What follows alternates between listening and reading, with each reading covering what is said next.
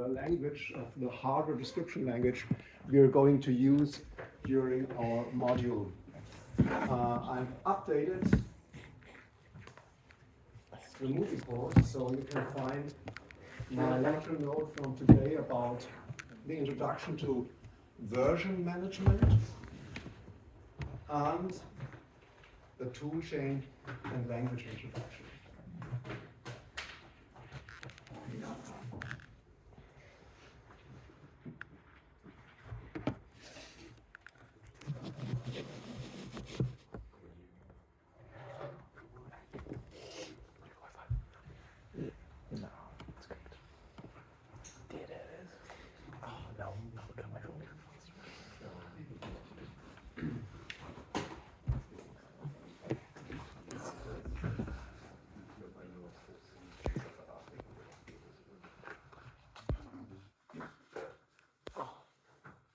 The typical design flow in VLSI design concerning FPGAs is shown here at the first page. So we always start with a design specification, kind of verbal design specification. Continue to model depending on the abstract level we are going to use. Typically nowadays using a hardware description language. The language we are going to use is VHDL. Sometimes there may be some code generators you can use depending on the constraints you give. Of course, there's an aspect of verification which we call a test bench. Both together go into the functional verification, the typical simulation step. In parallel, we could use the synthesis step, physical design, manufacture, and end with the test of engineering samples. My colleague introduced you to our FPGA boards. I'd like to give you the spots where you can see it. The DE1, which is actually our working horse for this semester. He also introduced to you the DE1 SoC. This is Cyclone 2 technology. This is Cyclone 5 technology from Intel Altera, including two dual ARM cores directly on chip, and additionally a very small one, Cyclone 4. Different technologies. I just hand it to you and let you look at it, because you can get this board in the library. My colleague already mentioned it, who already borrowed one. Okay. No? You borrowed one? At least one, okay. We are going to use them in the lab, so you do not have to bring them into our lab later on, but you can keep them on your own at home to practice the different laboratory exercises we are going to use, so as the very first step.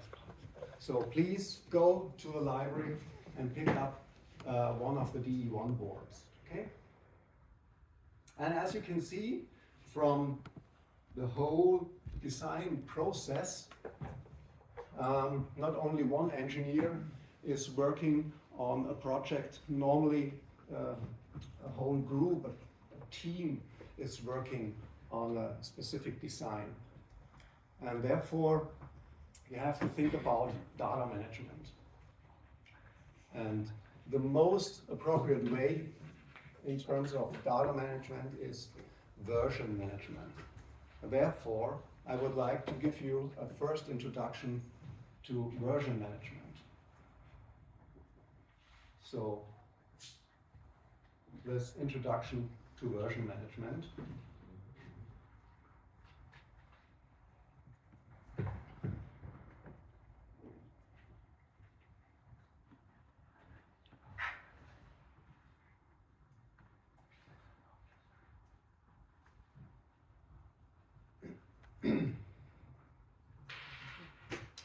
Let Let me start with the learning objectives. After this unit, I hope you understand why we are using version management. How to create, clone, synchronize a Git repository. There are different version management systems. We are going to use Git because this is worldwide kind of standard. How to commit changes and mark milestones with tags. So let's start. Why version management? I mentioned before, hardware design is very complex. 100 million transistors on a chip. How do you handle that? This means you don't want to lose intermediate states during the design process, which is the first aspect. Or you don't want to work with something like on a file name system, naming conventions concerning that. Or you want, in terms of debugging, always have an answer about why which version worked and the other not. To find out the difference in the different features or bugs which may be implemented from one feature to another. So a safe experimentation aspect is also very important.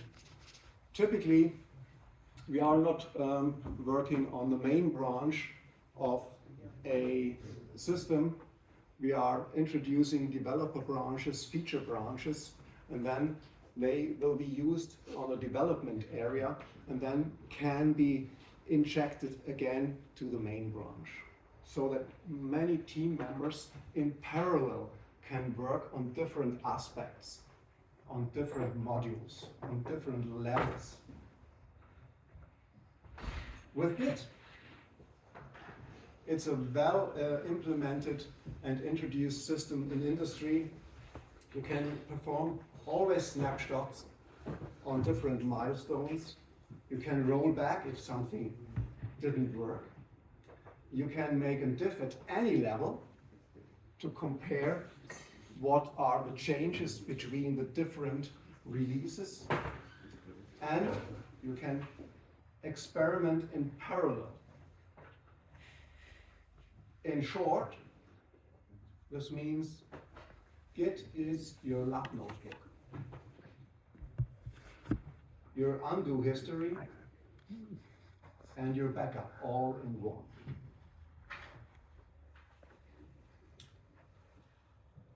My references to our GitLab server is here. At the Faculty of Electrical Engineering, we provide you with our private GitLab server. Other faculties, our computer center, have different GitLab servers. So we are going to use our own GitLab server. Maybe know the GitLab company which develops GitLab, because it's an open source tool. Actually, it was developed by Linus Torvalds to perform version management to design its Linux kernel. Okay, and GitLab is something of an additional server on top of it. So you have a web interface. You can perform bug tracking, for example. You can introduce some documentation, can perform some integration tests, all these steps which are necessary. And of course, you know the GitHub server, which was bought by Microsoft years ago. So again, they buy technology others developed and use it. And here is my reference to the traditional Git book. So click on this link to have more detailed information. There are different version control systems. Git is a typical distributed version control system. So you keep your repository, your data, on your machine, and you synchronize always with a server and with your other team members. right?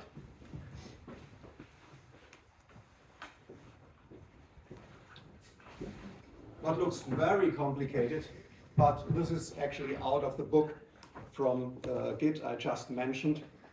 What are the different steps? So this is your workspace. Actually, you have here short explanation about you're going to work in your workspace, in your directory where you have your files.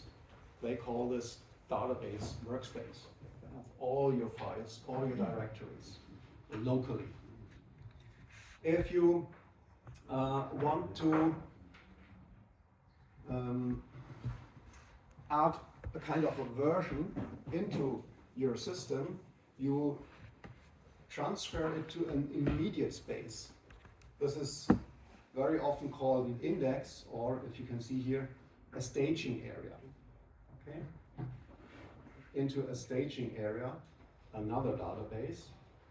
And finally, you add it to your local repository, which keeps track on your system about all the changes you made.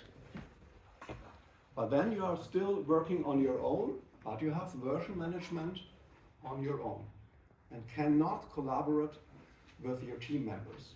To do that, you have to transfer or synchronize it to a remote repository. And the remote repository is our GitLab server. So this is local.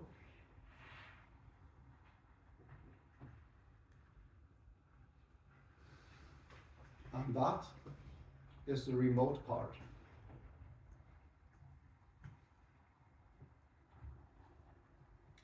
The different steps used here use the terminology used by Git. So git add, you add to an index database.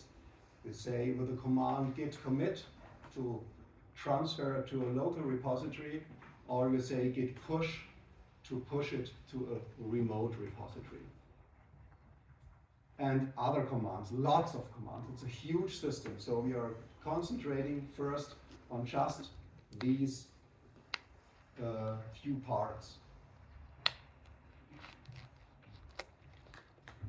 Before you can start with Git, Git asks you to configure something globally for your system and locally. These are the global steps you have to do once. So you have to provide Git your name and your email address in order your colleagues know who did which changes on the system, who checked in which elements. Okay, that's essential. Some other configurations, so just copy paste it. I'll show you later on. And then you can use a command cat. So show us what happened in a file. Actually, this is just written into a file called .git-config. How do you create a remote repository? So let's start. There is our virtual machine, my colleague already mentioned. So download the virtual machine, start VirtualBox, or the VirtualBox manager. First, I just imported it. It's here. So if you have your OVA file, you imported it just by import your appliance. It asks you, in my case, a download folder, and then import your machine, and then it will integrate into your Oracle VirtualBox manager. I already did that. It takes some minutes, so I didn't waste the time. So you have some minutes. Then I start the machine.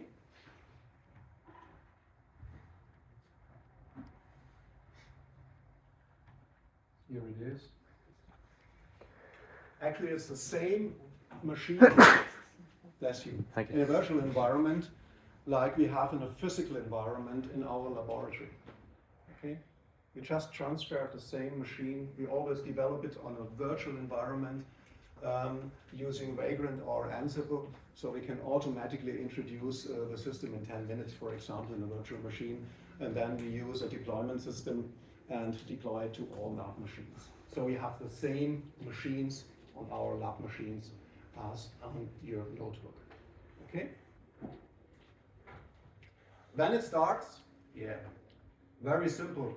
We used a Debian system, actually Debian 13 at the moment with an LXQT environment, which is very, very small because we don't need any features concerning display management and things like that. So actually, you only need the tools necessary to design the chips, the FPGAs we are going to do later on. So again, let's go to the documentation. You can use it in parallel while you do that. So you just copy what you have here and perform your initial setup. I go to my machine and you do that on the command line. This is the command line window, it's a bash shell.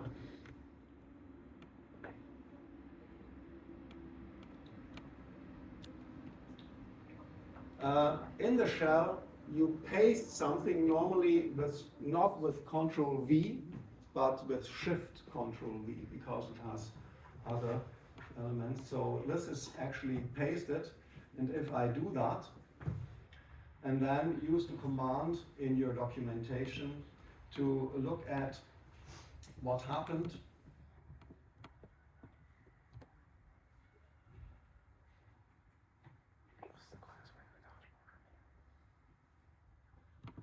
Oh.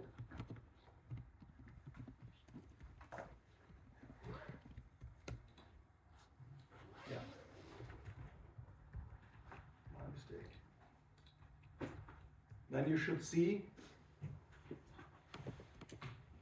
that the data I used for the git command, actually most important, my name and the email address, is in the configuration file. Next step is we're going to create a remote repository. So you contact our GitLab server.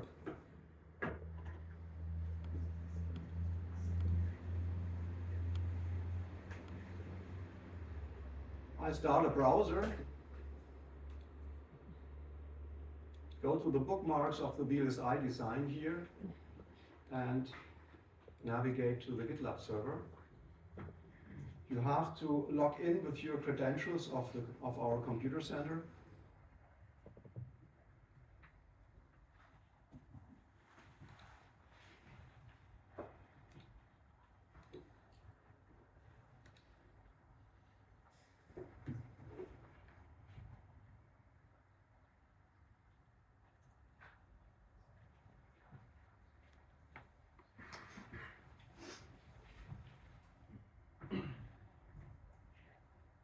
And the next is press the plus icon and create a new project repository.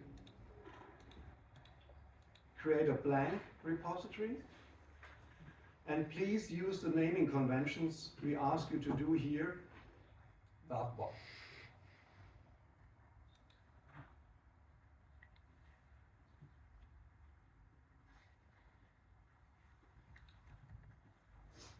Give the project your name.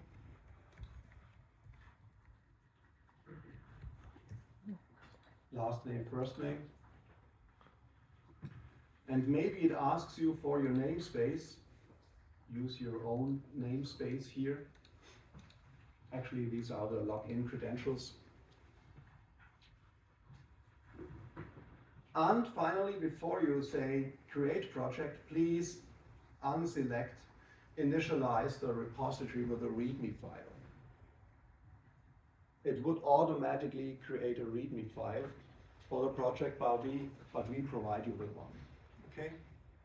Otherwise, it would be collisions from the very first beginning. Of course, we can solve that, but it helps. Okay? Then you create a project.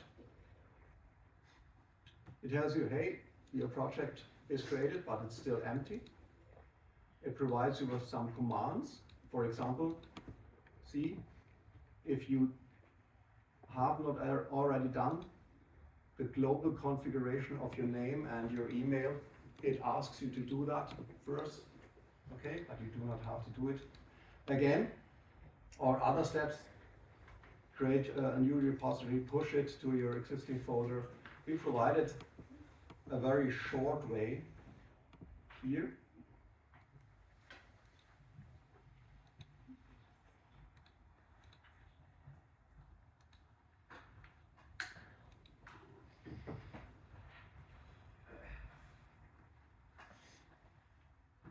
This next step would be clone your remote repository to your local machine.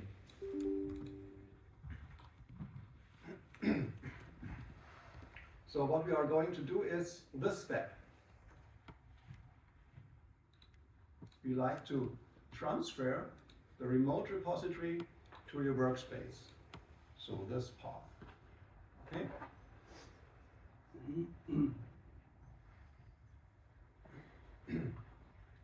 This can be done either on the command line way or, and now I would like to introduce immediately our integrated design environment we are going to use during the FPGA design flow. There is an integrated design environment called VS Code. So just click on the bottom left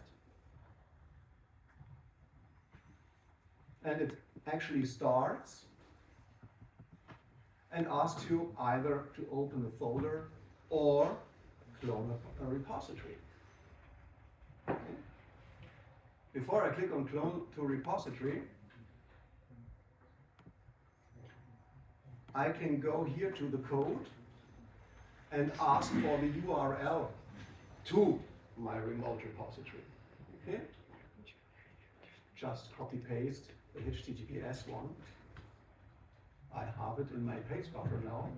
Go back, say clone repository, and now I can provide the URL of my newly created repository here. And it asks me, hey, where do you want to place it? Anywhere you want. So in the documents folder or create a new project folder, place it there. In a place where you can find it again, I recommend. Okay, I select my documents folder. For doing that, you can see it tries to clone it, but it asks me here for my credentials again, like logging into a remote server. Okay, I have to log in again and provide my password.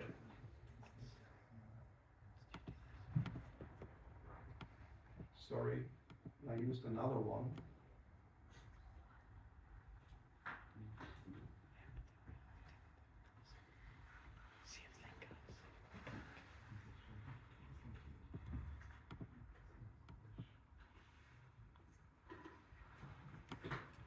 And it asks me, hey, would you like to open the repository? Yes, please. Do you trust the author of this repository if you use a remote repository from any other? So be careful. In this case, I hope you trust our repository. And that's it. It's still empty. Okay.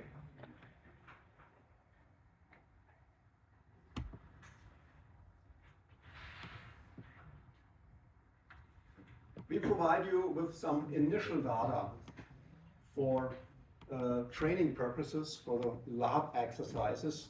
We provide you with data you have to download from another repository, from our repository. So let me go to my repository.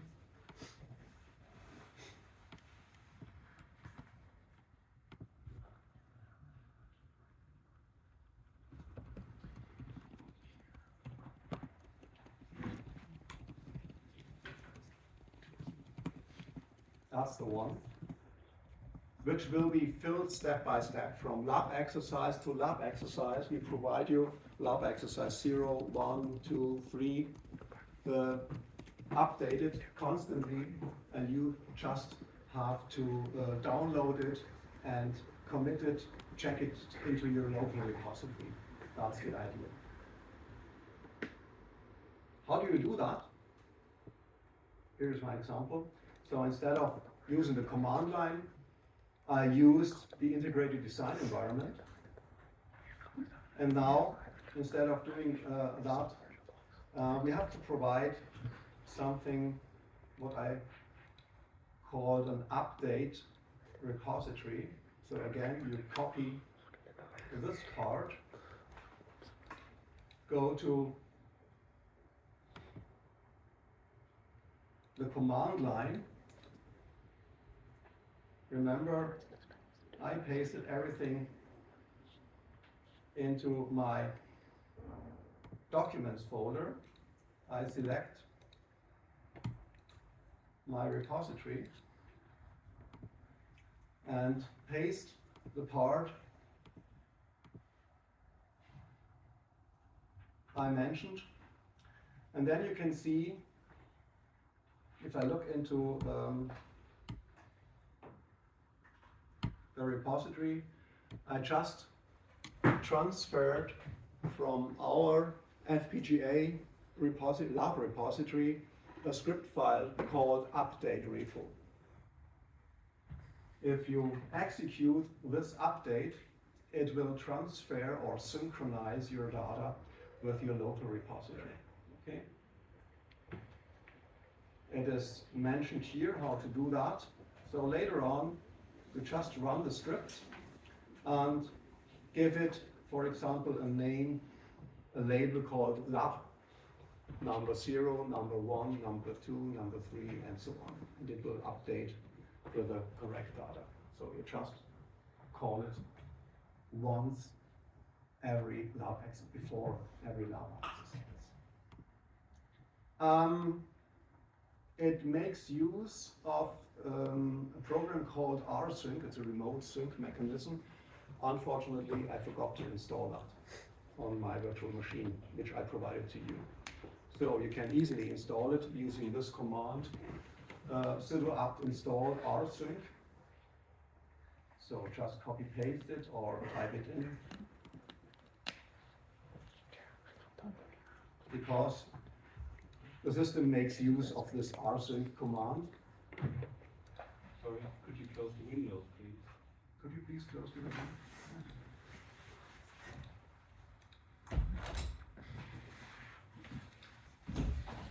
And then you can just say, update your repository and lab. I can close it. Thank you.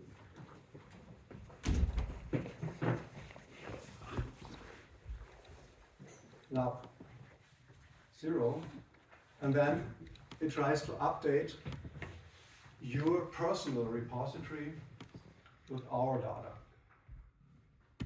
And as you can see, my local repository was magically filled with the first elements of the lab exercise 0. Okay?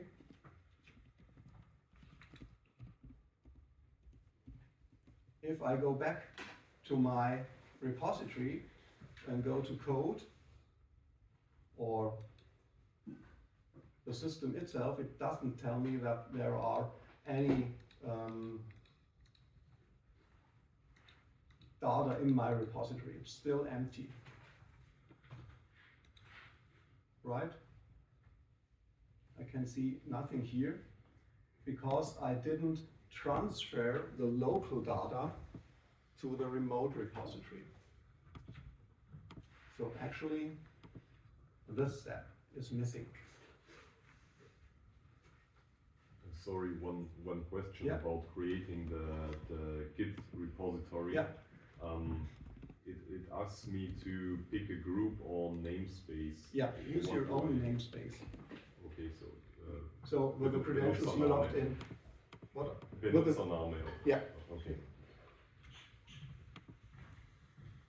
So what is necessary to do is to transfer the data in the local repository to the remote repository. Okay.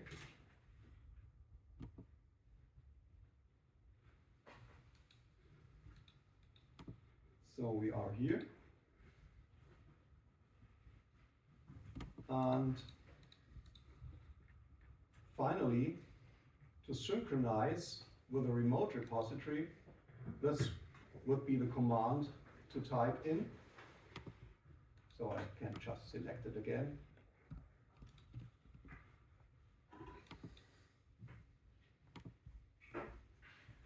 Actually, you have to be inside your repository, right? On the same directory level to use this command. Again, it asks you for your credentials.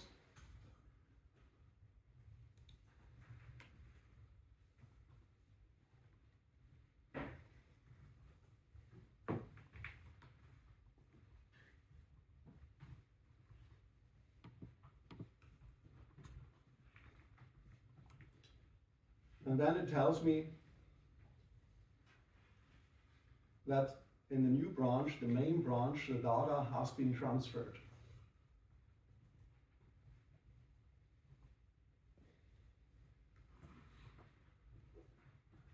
And if I look at a remote repository, I should see the same data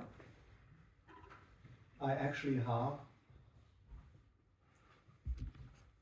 in my local repository.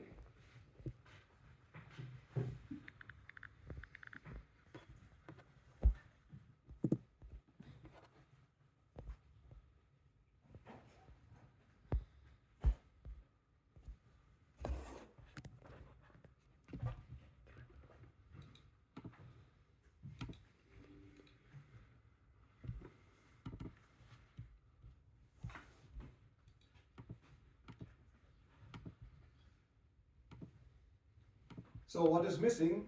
We are going to use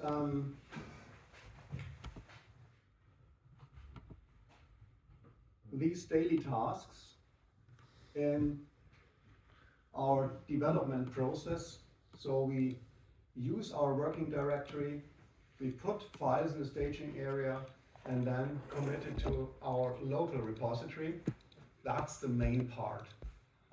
So we check the status, view the difference of the modified files, add the files, or reload missing files, add tags, I will show you that, what are tags, and synchronize with the remote repository. So, referring to the GitLab user documentation for using all these on a command level, like if you're a command line junkie, you can do that. Or I'm doing that mostly in a combined way. So most things are very good, simple things done within the integrated design environment, within VS Code, VS Codium. So you can just say commit and show the changes, the differences, and then say push. I'm going to show you that in a few minutes. Here's a question, sorry.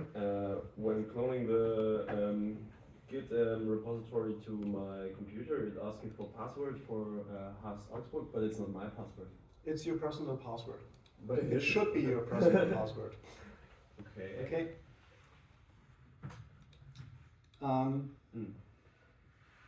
So to summarize, Using HTTPS and not SSH, and it also asks you for your username.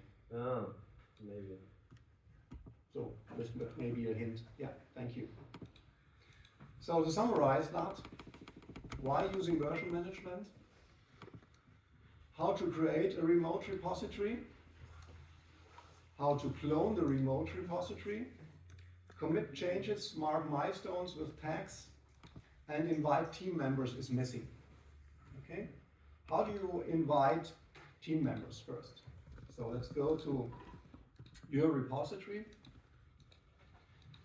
And there is manage.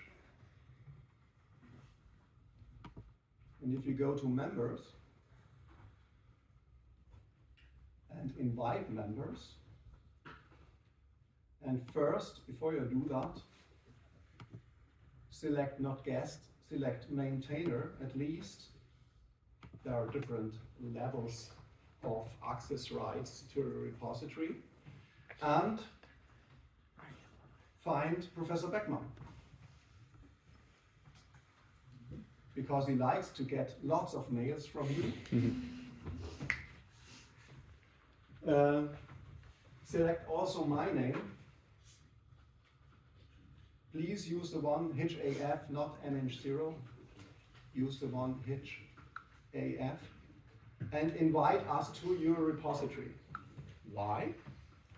Because during communication, you can just send us an email and provide us with a link to your remote repository and tell us, I synchronized my local repository with a remote repository.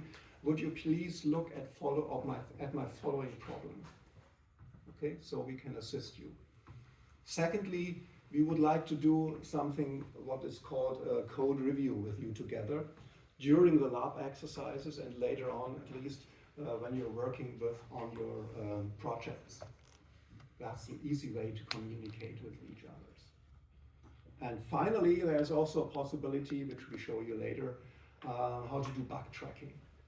So you assign something to your colleagues. Hey, I have a problem with the module you have written. It does not verify in the simulation as expected. Could you please look at it? And he gets an email with your problems you have, and it's another way to communicate with each other on a team level. Okay? So I don't invite myself, I don't invite my colleague here, but please do it, then we get lots of mails from you. That's the part, invite team members. Yes, sure. Should we only invite Professor Beckmann or you as well? Me as well, please. Thank you. Commit changes and mark milestones with text. I show you directly when we are going to the next step using the tool chain and introduction to the language. Do you have any problems or any questions at the moment? So I hope you can go through it step by step with my documentation. If not, please contact me or we can make an appointment and we can look at your repository. Or, of course, you're a huge team. Assist yourself within a huge team. Okay? There are two fellows. Yeah, please use the HAF I mentioned. Oh, I'm sorry. Thank you very much. Yeah, it's not so easy to directly perform the necessary steps and follow my communication. So I leave it to you because you have your own speed. So actually it is not intended that you can follow me directly. Yeah, doing all the steps. Therefore, I provide you with the documentation so you can go through it step by step later on. Okay, I'm much too fast, and it would take much too long for about 30 students to go through the step by step. Okay. So, if you don't have any more questions, I would like to switch to the next chapter.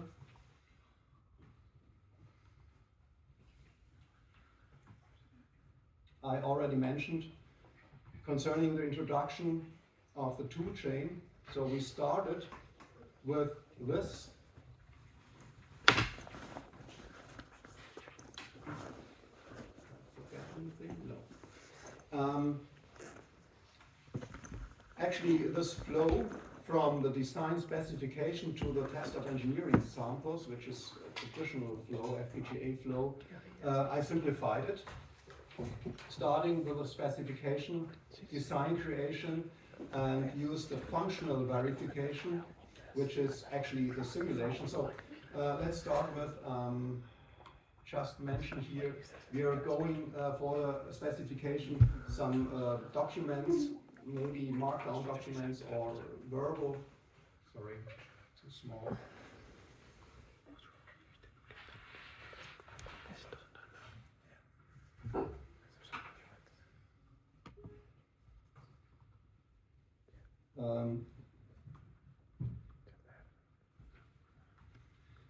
The design creation, we are going in an integrated design environment. We are going to use VS Codium.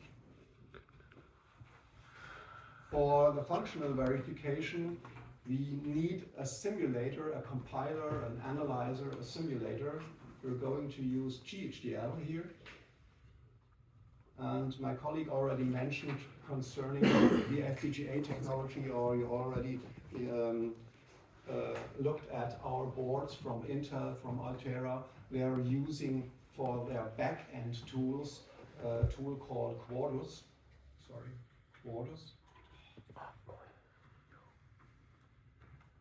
And for the prototype testing, the DE1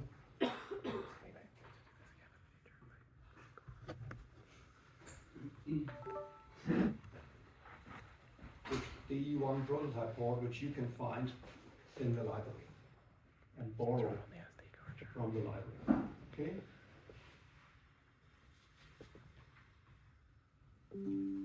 Let's start with the simulation flow. So I extracted the part, the overall design flow, which design creation and functional verification, synthesis and prototype testing. If you look at the blue part, which is the simulation part, is separated by, you have to create a project, you have to analyze or compile your source code, and you have to simulate your source code. And we are doing this with tools from software engineering using makefiles. And the makefiles we created have some targets. For example, to create a project, you just type make G project to create the project with all the files in the make net, which make needs. Then make compile to compile all your sources, your complete hierarchy. And either make sim just to simulate the result, or make wave to have waveform display, which gives you information in the time domain, how the signals behave in the time domain. So actually, it's just these three commands you have to type, or sometimes even simpler. You can just type make sim, because makefile is so intelligent. It knows, hey, there hasn't been a make G project or a make compile. I will do that for you because this is necessary. Okay.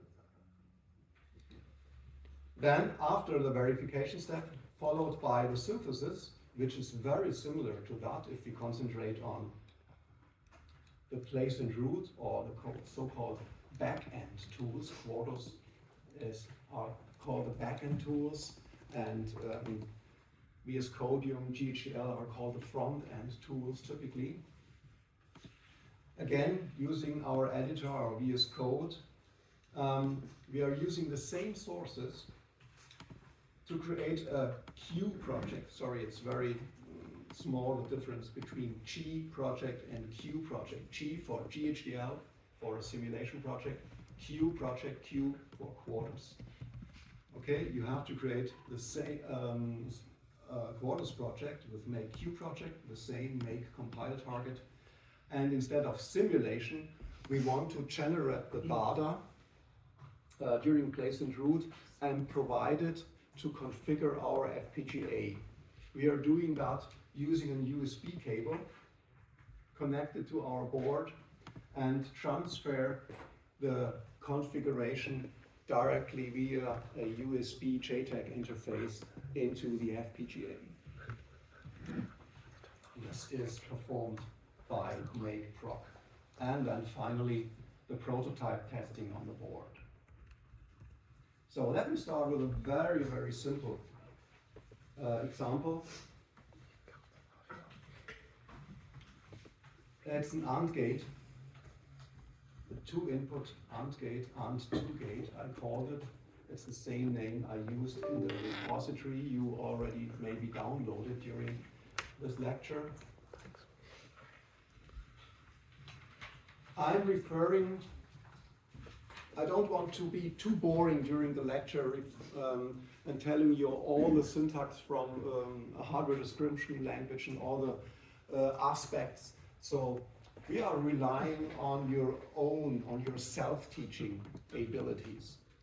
Okay? Therefore, we give you references step by step, which chapters you could read. For example, my colleague already mentioned Mealy and Tapero, where is it? Okay, here, that one, the free range VHDL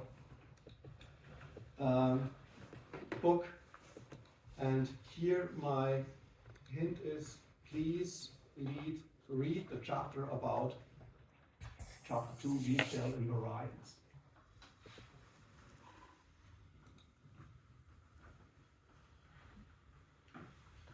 Sorry, I have to be boring too, but I'm going through very fast with basic digital electronics. So a schematic symbol, let's start with that, of an AND gate would be very simple. Using IEEE notation, an AND gate, this would be the traditional symbol. We have an input A, we have an input B, and we have an output Y. Instead of directly using A, B, and Y, later on, if you want to describe this,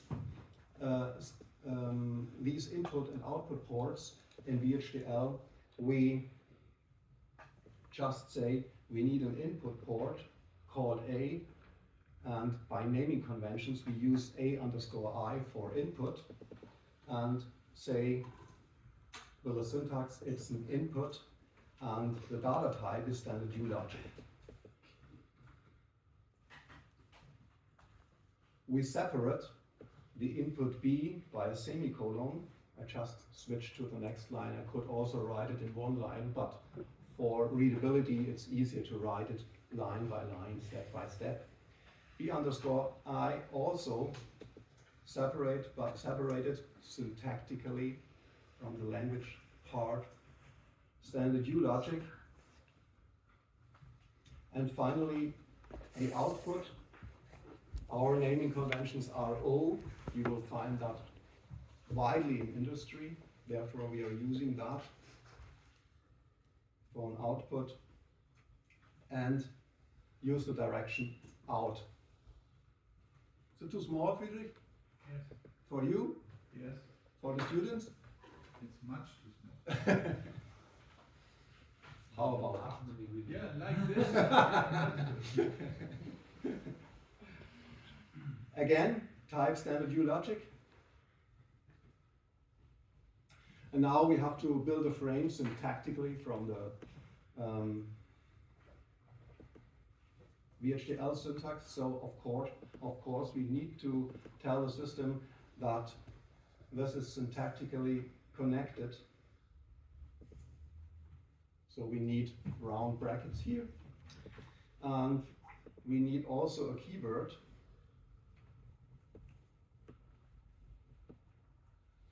which is called port. So these are our port signals, inputs and outputs. And additionally, we will need another frame to tell the system that this is an entity description. So this is the schematic symbol description compared to the function or to the model, the behavior. Okay? The language VHDL differentiates between these two design entities. Therefore, we also need something, a keyword what is called entity, and an identifier. We call this AND2gate. Another keyword is, and we end this with a semicolon and say just end and repeat AND2gate, semicolon.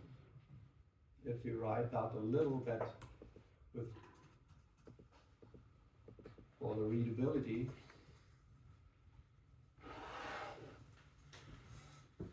it should look like that.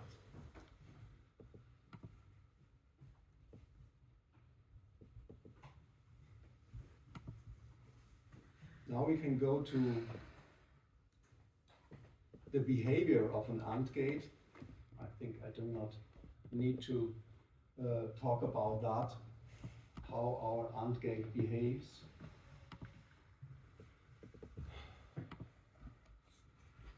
also from basic digital electronics, different possibilities how to describe A, for example, and B, or another nomenclature would be A and B, or what you may also see, A and B, things like that. I think we favorize that one. The dot for the and, the plus for the or, and so on. Because it's very similar to other mathematics. It could easily be written and understand and working on Boolean equations or on theorems on using Boolean equations. So how to write another, what we call a design entity. It's then called an architecture to describe the behavior. We start with a keyword again, call it architecture. We call this architecture, it's again up to you. It is helpful if you name the architecture in a way so that it is readable by your team members. Okay, so always think about meaningful identifiers.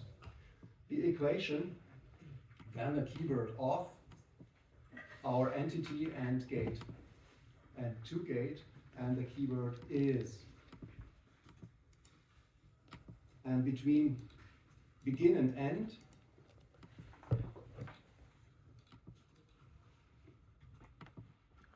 I can write the behavior of our and to gate. And the operator VHDL uses is just A underscore I, we used it in input, and B underscore I.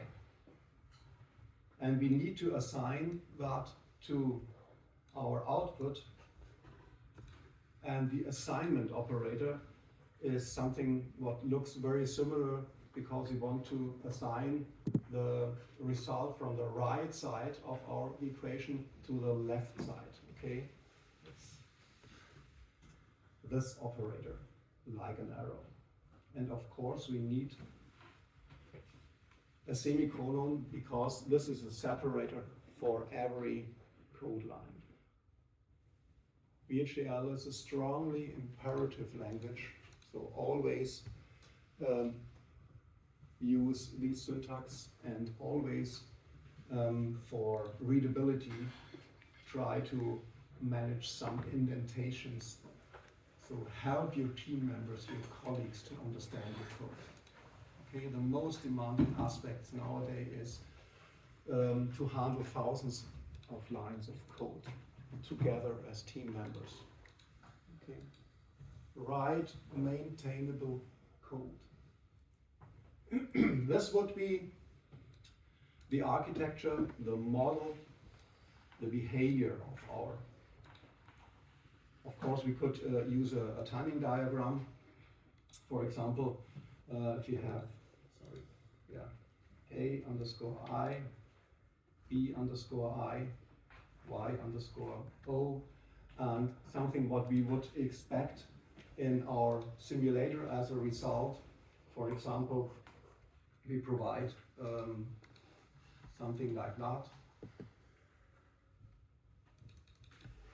We provide, for example, a 0, a 1, a 0, a 1. Very simple, like the truth table, and expect the result that we only get a 1 here when both are 1. In all other cases, we expect to have a 0. So this would be in the time domain, result in the time domain.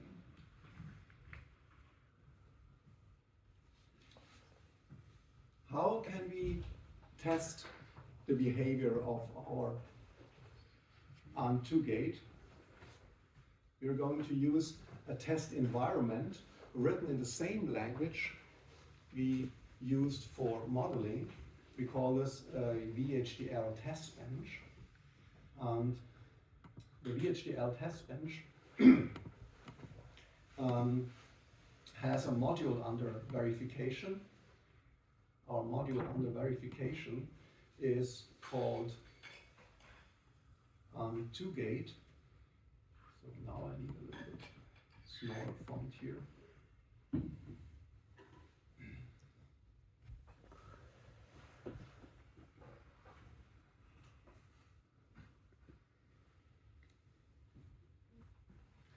Our 2-gate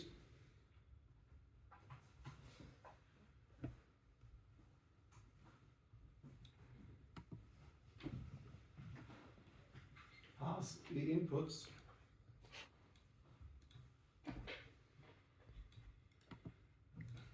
A input, B input, and our output Y underscore O.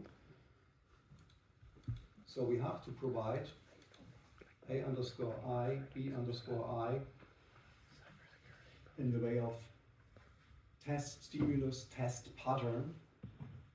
So step by step you need 0, 0, 0, 1, 1, 0, 1, 1, step by step, like in the timing diagram we provided, and at the output we can observe the result, for example, in a waveform display in the time domain.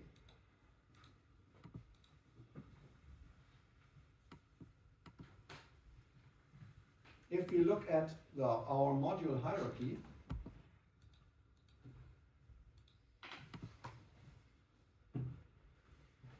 there are also conventions in VHDL. So this is our name of our entity, of our symbol, of our schematic symbol. We used equation as the name for our architecture. And from a hierarchy aspect, the test bench is on top of our module under verification. Okay, we use in VHDL a name called T for test bench underscore and gate, and T bench for the architecture. On the file name level, on the file system level, if you look at the repository we just downloaded, you will find the top level, the name of your repository, and in the source code directory you should find two files. One is called ANT2 underscore equation. By naming conventions we are using that, entity and architecture. It helps your team members, your colleagues, to understand what is this for, and T underscore antgate.vhd for the test bench. And in parallel to the source code directory, we will have a simulation directory. And in the simulation directory, we can have the different sub-modules, which we are designing step by step, and which we would like to verify carefully. Okay? And therefore, we call the top level of our simulation similar to our ANT2 gate.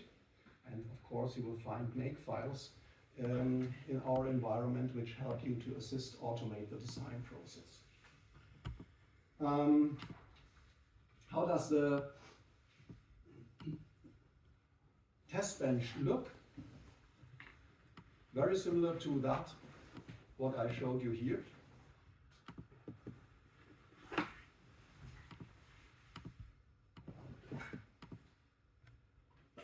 It has an entity, but this entity is empty because it has no inputs and outputs. The architecture needs to make visible the modules which is going to use. Okay? Therefore, we have to provide the ANT2 gate we have written before, just with another keyword component. So actually it's a copy and paste process. You copy the entity part and paste it as a component here. We need something to provide the test pattern. Normally we do that using a clocked system. Actually we are only designing synchronous systems. and we are doing that with a clock period. Okay? But in this simple case, we do not have a clock actually, because it's a combinatorial logic at the moment. Therefore, we just use a constant period every 10 nanoseconds, so running with 100 megahertz clock actually would provide our signals to our AND gate. And here we say just, hey, provide a 0, 0 at the beginning, wait for a clock period, provide a 0, 1, and so on. So let's do that directly in our machine. So let's go back to our virtual machine. Look at the source code directory. If you select the AND2 gate, you should see additionally to the two entities, which is the entity declaration or the architecture body, something what I didn't mention up to now, the libraries, of course. You always, depending on, of course, your languages you are using, you need libraries you can rely on. And the library we are relying on are the library IEEE from the Institute of Electronic and Electrical Engineers, provided worldwide as a standard. And within the library, there are packages. We are going to use two packages. One is called the IEEE Standard Logic Library 1164 and the numeric under standard library for arithmetic operations. So always copy and paste that. So that's our model. Let's look at our test bench, T underscore AND gate. That's the test bench I just mentioned. Next step is, after creating our design files, we want to compile, to analyze our source code. We are doing that to go to the simulation directory and then select the AND2 gate, where you see all the make files are integrated. And in here, you can just enlarge it a little bit. Yeah, open a terminal. If you remember, there's a function key F4 for a new terminal. Then a terminal will be opened here, and you can just type make. If you type make with a target, so an argument, you will get,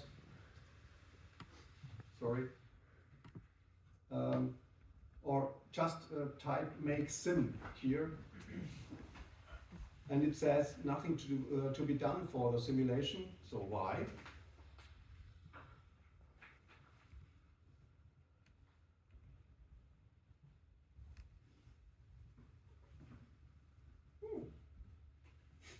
Let me check. Sorry, I didn't open it on the wrong. So you have to go to the AND2 gate and then open the terminal in the simulation folder of the AND2 gate. So it tried to look for a simulation directory in the top level. Okay, and here we do not have a makefile. We have makefiles only in our different module levels. Okay? Here I can say make simulation, for example, and it performs a synthesis check and a simulation. How can we visualize the result? Just say make wave. And then there should be a waveform window which provides us with the results of in the time domain. So if we say show me all the different steps, actually it's the same what you have seen before. A and B and Y, 0, 0, 1, 0, 0, 1, 1, 1, and it provides us with the behavior of our AND2 gate.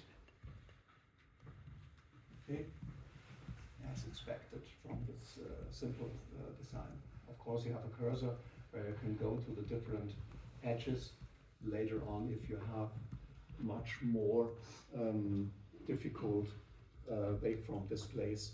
And this is actually a way to support you with debugging the behavior of your huge designs.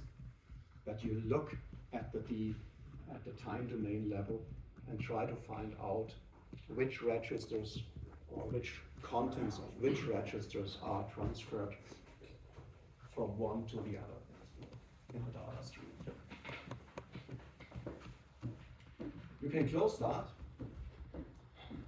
And another aspect would be make clean, because you see during the compilation step lots of data is generated. Before I clean everything, let's have a look at the log file. So if anything goes wrong, look at the log file. Okay? We used this mechanism, otherwise you would all the results get provided on the terminal window. And it's scrolling through all the bugs, all the problems, and you have constantly scrolling up and down, have no clean operating area. Okay, that's the idea. The next step would be, how can we transfer this design in hardware? So can I have one of my boards?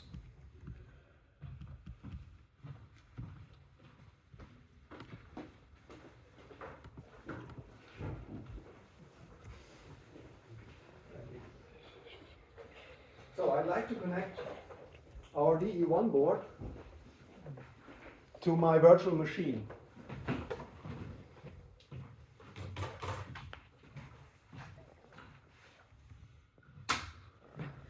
So it has a USB board connection.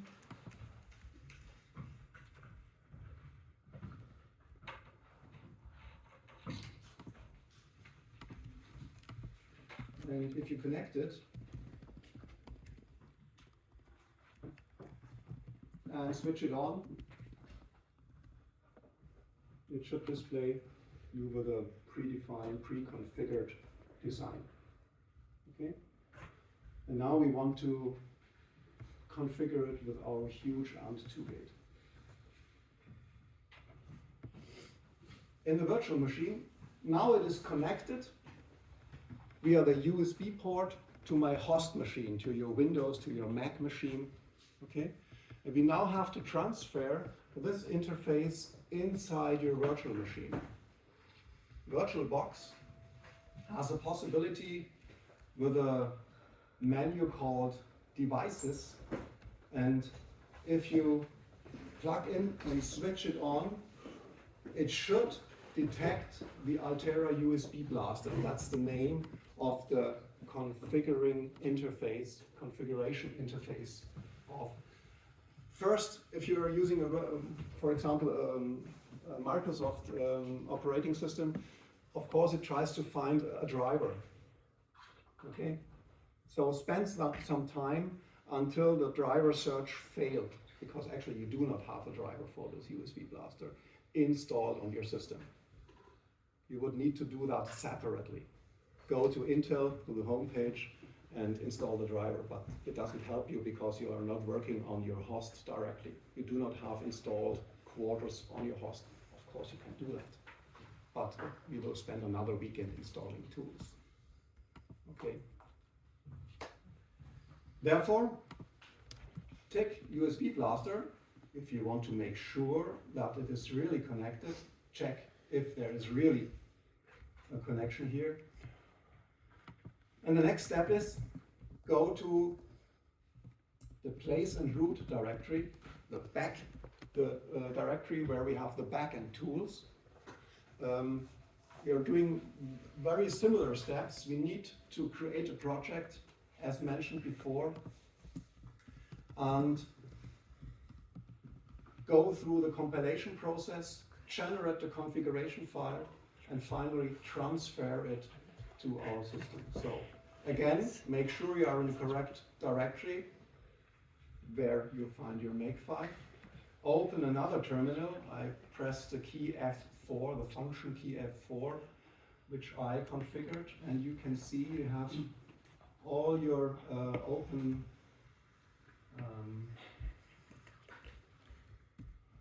terminals here. You can switch between the simulation terminal and the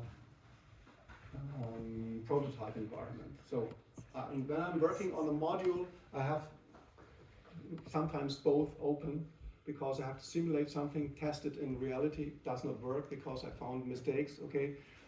Make some changes, commit the changes, go back to the place and route.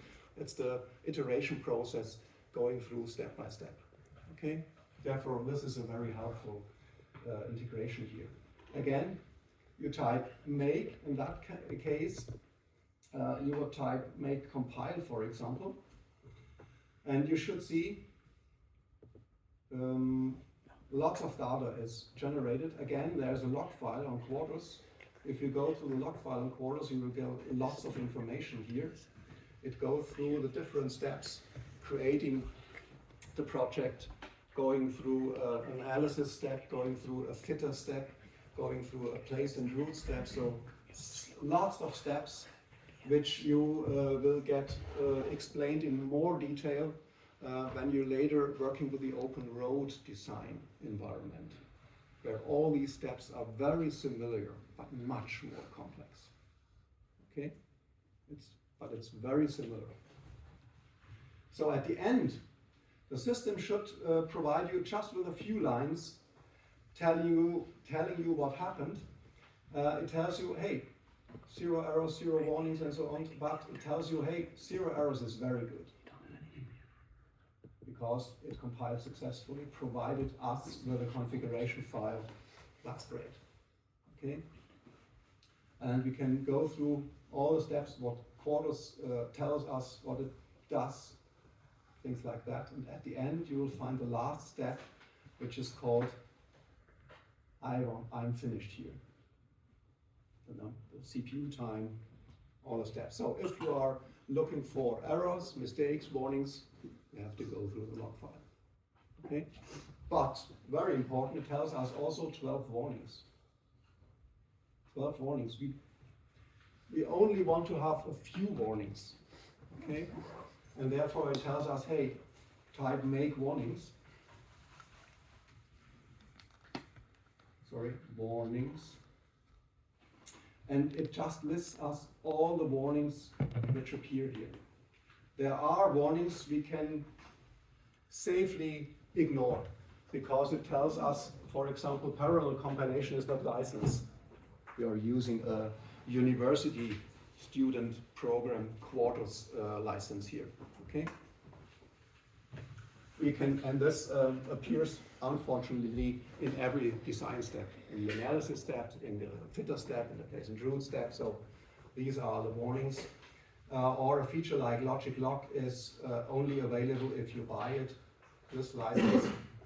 A feature like you have specified a clock, a 50 megahertz clock, because this 50 megahertz clock is as a directly on board. One of these 3 oscillators is a 50 megahertz clock we are going to use for our synchronous designs later on.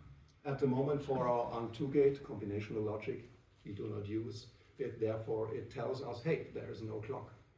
But if you are designing a synchronous environment and the system tells you there is no clock here, then you have a problem. Okay? So what I want to say is, do not ignore warnings.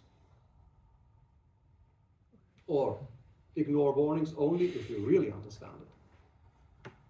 Okay? It's hardware design. Lots of things can happen here. For example, when it tells you that there is no output value at an output port YO, then I will go back to the system and look carefully. Why is there no driver at our output Y? Because that's what we expected. Okay? And then there are debugging mechanisms, or looking on an RTL viewer, for example, to check, hey, where is my output and why is it not connected? Did I make a mistake during the description on the top level hierarchy or on some lower levels? Okay? So ask your colleague, hey, look with me together, because I don't find my own mistakes. Therefore, we are working in teams. So safely ignore only the warnings. That's my message, if you understand. Okay, in that case, we understand these messages, and finally I can just type make proc. So transfer the generated data to the system. Okay? If I press return, nothing spectacular happens, but the previous design was overwritten, of course. You have maybe seen some flickering of the LEDs, things like that, the transfer via the USB JTAG interface to our FPGA. And now, how do we test our ARM2 gate?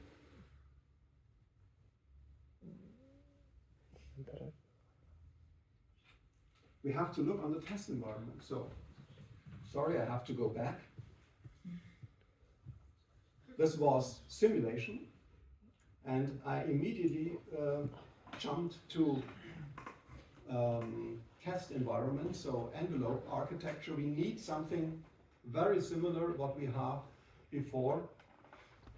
We need a device, we need a test environment like a test bench, also depending on which is our test environment. Is it a DE1? Is it a DE1 SoC? Or is it a DE1 Mini, something what we have? Or is it a totally different technology? Is it our productive environment, our prototype we are going to use? Okay? You need to write your test environment.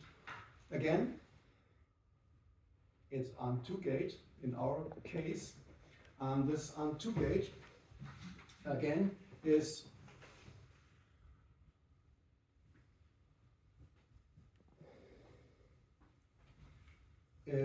our AND gate connected in this case to some switches. So, for example, if you look at it, we have 10 switches on the board, 10 LEDs, 10 red LEDs, 8 green LEDs, and so on. So at switch 0 and at switch 1, for example, let's connect A under I, B under I, and at one of the red LEDs, find out which one it is or select it. We should have our output Y underscore O. Okay? Similar module hierarchy, additional to the test bench, we have the E1 ARM2 gate, which we call structure, and below our simple hierarchy, our ARM2 gate. Additionally to our source code already available, we have another source code for the test environment. Additionally to our simulation part, we have a PNR, a place and root directory called DE1 ARM2 gate. And additionally to the makefile before, we have a file which tells us which peripheral elements we are going to use. So which switches, which pins of the SD-RAM or the flash controller or the UART connection is connected to which pin on the FPGA. This is done in LAM file, and we have to write that, okay, to configure that. And then it looks very similar. It has an entity declaration where we just have switches and LEDs. Okay. I expanded it to show the result or to have also the inputs of A and B on the red LEDs, and additionally the result on the output Y. Again, we use a component to make it visible of our ARM2 gate we are going to use. And then between begin and end, we perform something what we call wire by name. Something like drawing a diagram. How do we connect the inputs of our AND gate with the switches, and connecting the output with the LED. This is done here, for example. We connect the switch 0 with the LEDs to have it visible.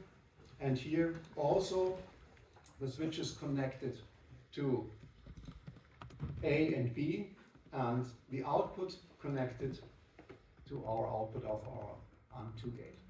So this is the syntax of VHDL. Very simple. If you look at it, the problem are details, the nitty-gritty details. Okay. Therefore, further reading, chapter 4.2, concerning concurrent statements. Okay. So now we need, or now we know that the LEDs are connected to the switches, and where we can see the output at LED 2. So we can test it. That's very small theory for you, but you can do it on your own. So I have my switches from 0 to 1. So if I switch it on, A is on, and I need B on to have my output, the third diode, for the AND. If I use other combinations, it's not switched on. Okay, just the 4 combinations. Very simple, very trivial, but intentional. Yeah. To start with a very simple example, again, Professor Beckman and we started to initiate the open road process, and we were very happy that they provided us with a very simple example to go through, which runs successfully through, so that we could understand every step which is new to us. It took us a few months. Okay?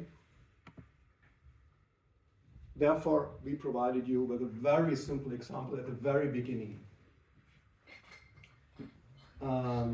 Design project hierarchy structure. So, just some last few words before we go to for lunch. I already mentioned it, the different aspects like source code, simulation, and place and route.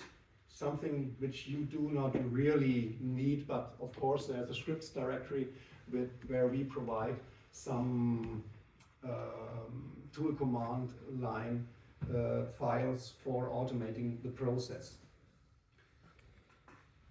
If you want to look at the makefile design structure, you can see it here.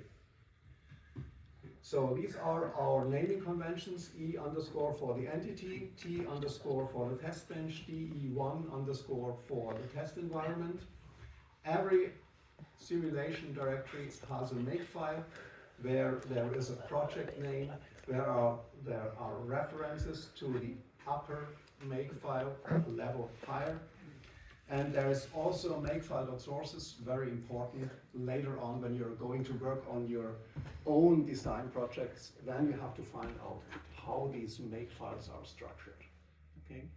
Therefore, use our examples to learn that.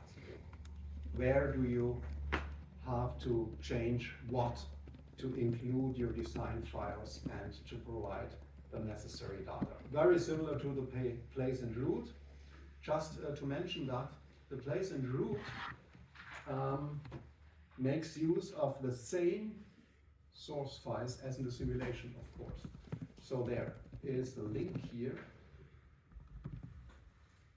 to this makefile. Okay, there are other links you will easily find. For example, includes .makefile, so this makefile refers to that, things like that, but you will find out. So it's very simple and very easily to read. Anything else? No, let me summarize. So I tried to show you very simple FPGA design flow using our makefiles. Actually, at the end of the day, you will permanently do for the simulation, just type in make and make wave. That's it. The other part are editing your design files, get it syntax free, get it compiled, and then look at the waveform displays for debugging. What works, what does not work, and why. Test it on the design environment. Mostly we'll just type make proc. You can directly type make proc, and the system will automatically perform all the necessary steps for you. If you're lucky, you get no errors. look at the warnings, okay, carefully.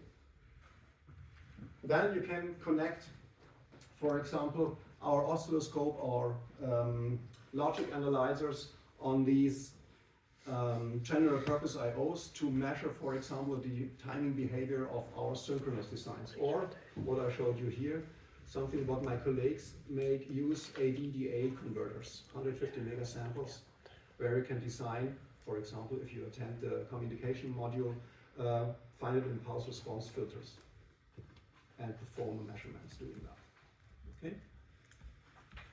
The same mechanism we are using here, we are going to use in the communications module. Okay? FPGA design flow, the design project directory structure, the flow automation using the made files, and some words about the design hierarchy. And finally, you have to train yourself to learn that. So the next laboratory exercise is a purely self-teaching laboratory exercise. It's also here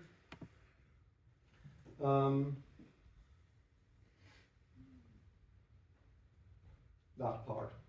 These are the documentation and the task list. Okay? The task list is organized so that you can have a kind of a checklist. So what do I have to do in the first laboratory exercise? You can tick it on your own. So I have to install the virtual machine, download the design project directory, something what I just showed to you, learn VS Codium, learn the makefile, and so on, step by step. Start with the end gate, just repeat the steps, and now go a step further. For example, what about an OR gate?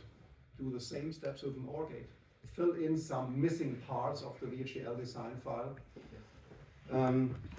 Design an XOR 4 gate. What is an XOR 4 gate for what? Using 2 input. Okay? What is the idea of that?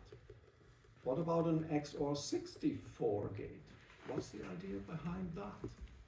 If you think in that direction. Okay?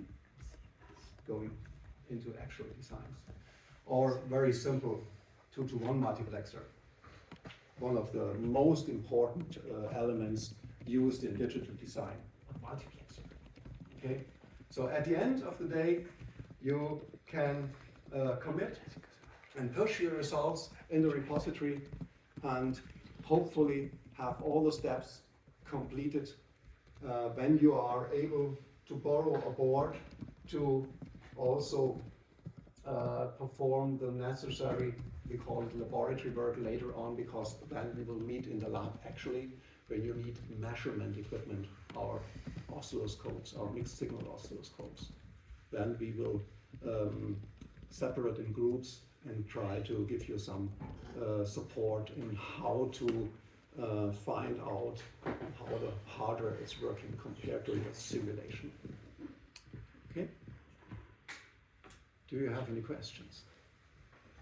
You said the board model was at the D1 or BOM? Yeah, in the library, No. from the library. How long can we borrow them for? I think 4 weeks, 4 weeks? but you can extend it. Okay. Is there 30 of them? Pardon? Is there 30 D1s? Enough for everyone? I think we have 70, Oh, okay. Okay. Lovely. but there are other students, so Yeah. be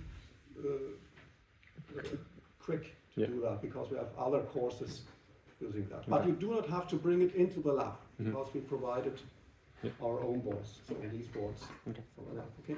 Other questions? How to properly shut down the virtual machine. Yeah, sorry. Thank you for the question. How to properly shut it down? There's on the bottom right a switch off button. Always shut down the system, like you shut down your system. Of course, you can also go in a hibernate suspend, but my hint is use the mechanism of saving the actual state of the virtual machine. So do not use suspend or hibernate here. You can also use top right, save the machine state. So I leave everything open. My integrated design environment, Firefox And what I opened, yeah, and just say save the machine state. Then it says, okay, give me a few seconds and it will save the actual state. Okay? And then if you start it again, it will restore the actual state and you can just continue working. Okay. Thank you for this question. I'm open for other questions, so we meet on Monday, this room again. If you have any questions, we can try to answer that on Monday, for example. But please work in teams, okay? To support your team members. Okay? All the best. Thank you for your attention.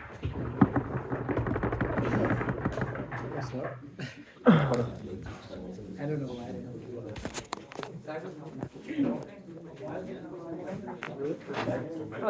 Hello.